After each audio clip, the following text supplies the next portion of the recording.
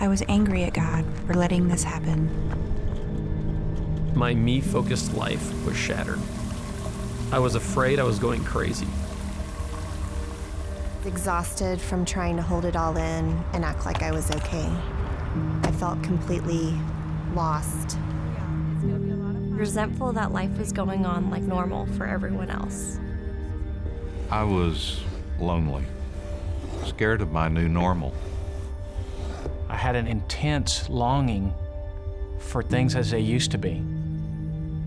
Was this pain ever going to go away?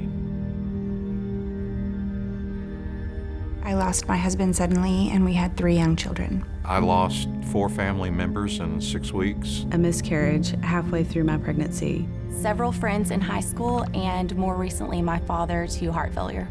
And I got the phone call that my mom had taken her life. And I just will never forget that moment in time. Everything just froze. I really felt like things were in control and I had a good handle on everything. I quickly learned that I wasn't in control of anything. My head was in a fog. I didn't know where I was. It was so completely opposite of everything that I knew and trusted and loved about God. I couldn't find that hope. I didn't feel that closeness with the Lord. Why have you chosen to take my brother, who loved you so much? When I started the grief recovery program, I really didn't want to be there. I didn't want to be the girl who needed to go to something like this, and I didn't want to share my pain and cry in front of others. It had been 13 years at that point since I had lost my mom, and I felt like I was going to walk into a room and there were going to be people there who had a really fresh loss.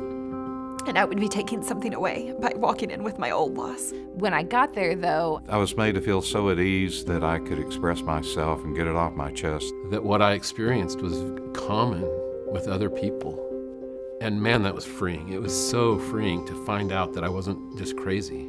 I could put that burden down for a while. I could be honest. Maybe let a little of the crazy out. The freedom to forgive my parents for not being around. As silly as that sounds. I used to think that time would heal wounds, and time doesn't heal wounds. Grief never really goes away, but it can be turned into something different, and that something different can be hope. Because now I have tools to work through it and to go to the Lord immediately and lean on Him. Lamentations 3:32 says that though He brings grief, He will also show compassion. And yeah, I was grieving and it wasn't fun, but at the same time, He was there and He was sitting with me in my pain and He had community around me.